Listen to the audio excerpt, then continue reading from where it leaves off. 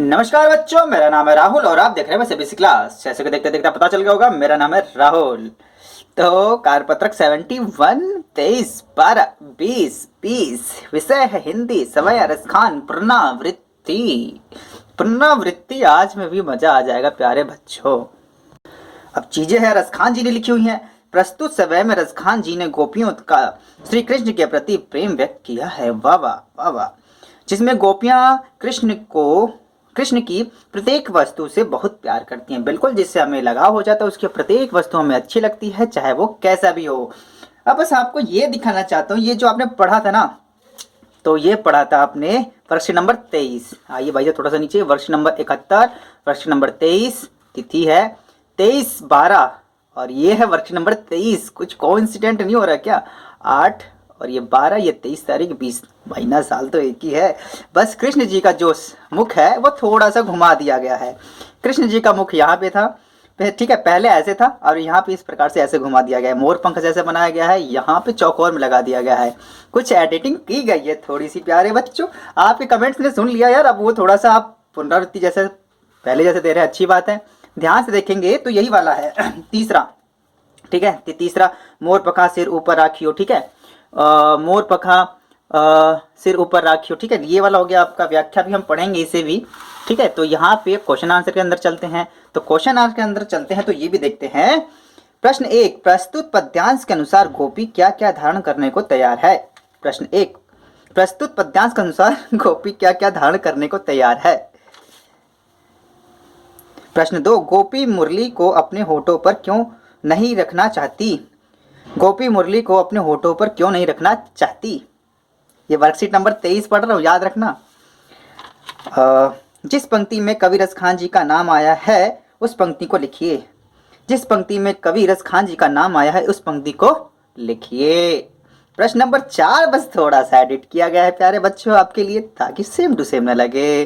प्रस्तुत पद का शब्दार्थ में से अपनी पसंद के किन्हीं 5 शब्दों का प्रयोग कर 5 वाक्य लिखिए। 5 वाक्य लिखना था, लेकिन अब की बार क्वेश्चन नंबर 4 में इन्होंने आपको कुछ दे दिए गए हैं और इसका आपको अर्थ बताना था। क्या? इसका अर्थ बताना है। तो बस यही चेंज है। तो चलिए थोड़ा सा हम दोबारा से पढ़ लेते हैं, ठीक है। और कुछ प्यारे बच्चों को अगर लग रहा होगा कि ये मैंने कैसे पढ़ाया है, वर्कशीट नंबर 23 भी देख लेना कि मैंने वहां पे कैसे पढ़ाया था, वर्ष नंबर 23 में और वर्ष नंबर 71, ठीक है। दोनों कंपेयर करके देखना मैंने किस में बहुत अच्छा करा रखा है। चलिए फिर भी से पढ़ना शुरू करते हैं। कुछ देख के तो मजा आया कि नहीं, दोनों वर्कशीट एक जैसी। तो चलिए पढ़ना शुरू करते हैं। मोर पखा सिर ऊपर राखी हो, गुंज की माल घरे पहिरोंगी, ओढ़ी पीताम्बर ले लुटकी बन, गोधन ग्वारिन संग फिरोंगी, भव तो वो ही मेरो रसखानी, सो तेरे कहे संग स्वांग करोंगी, या मुरलीधर की अर्धान धरी अर्धा न धरोंगी, ठीक है। तो इसकी जो व्याख्या है नीचे दे दी गई है, तो उस व्याख्या को आराम से पढ़ते हैं। ये आपका उनके बारे में है, ठीक है, जो गोपियां होती हैं कृष्ण के इतना प्रेम करती हैं कि वो उनके जैसा ही बनना चाहती हैं। देखिए यहाँ पे प्रस्तुत पंक्तियों में रसखान ने कृष्ण के अपार प्रेम करने वाली गोपियों के बारे में बताया है, जो एक दूसरे से बात करते हुए कह रही हैं कि वो कहना द्वारा उपयोग की जाने वाली वस्तुओं की मदद से कहना का रूप धारण कर सकती हैं। जैसे मतलब किसी का चीज नहीं लेते, वो जैसे हम बच्चे भी घर पे होते हैं तो पापा की जूते पहन के रहते हैं, देखो हम उनके जैसे दिख रहे हैं, तो वैसा ही यहाँ पे दिखाने की कोशिश की गई है। मगर वो कृष्ण की मुरली को धारण नहीं करेंगी। यहाँ गोपियां कह रही हैं कि वे अपने सिर पर श्री कृष्ण की तरह मोर पंख से बना मुकुट पहन लेंगी, अपने गले में कुंज की माला भी पहन लेंगी, उनके साथ पीले वस्त्र पहन लेंगी और अपने हाथों में लाठी लेकर वन में ग्वाले के संग गायें चराएंगी। जैसे मतलब कृष्ण जी की वेशभूषा है, डिट्टो वे बिल्कुल वैसा ही बन जाएंगी।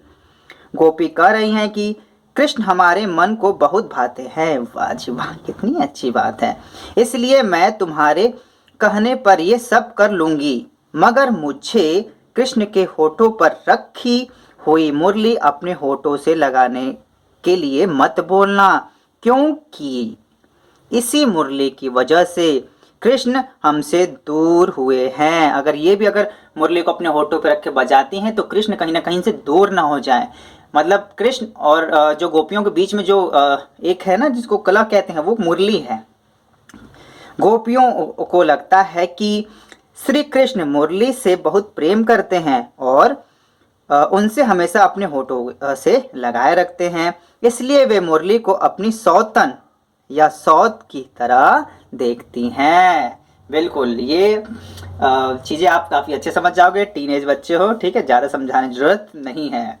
तो देखिएगा वर्कशीट नंबर 23 में तो मैंने कुछ थोड़ा सा एक्स्ट्रा ही बताया होगा क्योंकि वो वर्कशीट काफ़ी अच्छी बना रहा था और ये उससे भी अच्छी है, ऐसी बात नहीं है। लेकिन मैंने थोड़ा सा काम किया है, मैंने जो प्रश्न उत्तर है मैंने वहीं से लिख लिए क्योंकि सेम टू सेम है ना आपकी। तो प्रस्तुत पद्यांश के अनुसार गोपी क्या क्या धारण करने को तैयार है। देखो ये रहा, ठीक है, प्रश्न ये रहा। सिर पर मोर पंखों का मुकुट धारण करने को तैयार है, गले में घुंघुची की वनमाला, शरीर पर पीला वस्त्र धारण करने को तैयार है, हाथ में लाठी लेना। ठीक है, इस प्रकार से आप लिख सकते हैं प्रश्न 1 का उत्तर। प्रश्न 2 पर चलते हैं। गोपी मुरली को अपने होठों पर क्यों नहीं रखना चाहती? ठीक है, क्योंकि उसकी सौत है यार, बात को समझो, ट्राई टू अंडरस्टैंड। गोपी मुरली को अपने होठों पर इसलिए नहीं रखना चाहती क्योंकि मुरली प्रीतम श्री कृष्ण को बहुत प्रिय है और मुरली को होठों पर रखने का अधिकार भी श्री कृष्ण का ही है। ठीक है, इस प्रकार से इसका आंसर लिख लेंगे। प्रश्न नंबर 3। जिस पंक्ति में कवि रसखान जी का नाम आया है उस पंक्ति को लिखिए। ठीक है, तो ऊपर लिख देते हैं, मैं इसमें इस प्रकार लिख दिया है। भाव तो वो ही मेरो रसखानी, सो तेरे सब स्वांग करूंगी, या मुरली मुरलीधर की धरना धरी ना थौरूंगी। ठीक है, इस प्रकार से लिख सकते हैं। आप ध्यान से देखेंगे तो आपका ये वाला है, ठीक है, लास्ट वाला, यहाँ से भी लिख सकते हैं। प्रश्न नंबर 23 में भी आप लोगों ने लिखा होगा प्यारे बच्चों, वहाँ पे देख लीजिएगा, आपको आंखों को थोड़ा आराम मिलेगा। ठीक है, बहुत मोबाइल चला के आप थक जाते हैं, इस चीज़ को मैं समझ रहा हूँ, इस वजह से मैं दिखा देता हूँ ताकि आप वहीं से भी लिख लें। मैं आपका भला ही चाहता हूँ, बाकी आपकी इच्छा। कमेंट करके बताइएगा आपको सेम टू सेम वर्कशीट देखकर कैसा लगा। प्रश्न नंबर 4 पे थोड़ा सा आपका डिफरेंट है और मैंने यहाँ पे भर ही दिया है। इस समय को पढ़कर आपको निम्नलिखित शब्दों के क्या अर्थ समझ आए उन अर्थों को लिखिए। ठीक है, पहला है मोर पखा, मोर पंख से बना मुकुट। ठीक है, इस प्रकार लिख दीजिएगा, मोर पंख से बना मुकुट। तो पिछली बार है आपका भी ये था मोर पखा, श्री कृष्ण पर मुकुट और सुशोभित मोर पंख बहुत ही अच्छा लगता है। ठीक है, पिछली बार आपको वाक्य बनाना था, इस प्रकार आपको लिखना है। पहनूंगी, पहनूंगी, भाव तो अच्छा लगता है, अधरा मतलब ओठ होता है, राखियों मतलब रखूंगी, पीताम्बर मतलब पीला वस्त्र, वही मतलब वही, वही वही है ना तू, हाँ वही वाली बात, धरोंगी मतलब रखूंगी, गुंज का मतलब कुंज होता है, गोधन का मतलब गायों का धन होता है। ठीक है, स्वांग मतलब वेश भरना। ठीक है, स्वांग करना, किसी की जैसा बन जाना, वेश धारण करना। ठीक है, वेश भरना, इस प्रकार से लिख सकते हैं आप। लटकुटी, लकुटी मतलब लाठी होता है आपका, गरे मतलब गला होता है आपका। ठीक है, ग्वारीन, साफ तो दिखाई दे रहा है ना, ग्वारीन मतलब गाय चराने वाले। ठीक है, मुरलीधर मुरली धारण करने वाला, मुरली मतलब बांसुरी। ठीक है, इस प्रकार से आप भर सकते हैं इसे। उम्मीद है चीज़ें देख के आपको अच्छी लगी होगी। मैं इस बेसिक क्लास की इस वीडियो को देखने के लिए कैसा लगा प्यारे प्यारे कमेंट करिएगा, उसको पढ़ेंगे। और डीओयू वाले भी आपके कमेंट्स पढ़ रहे हैं तो उम्मीद है आप भी इस प्रकार से कमेंट करिएगा ताकि वो आपके कमेंट को ध्यान में रखेंगे। चलिए मिलते हैं अगली वीडियो में, तब तक के लिए जय हिंद जय भारत।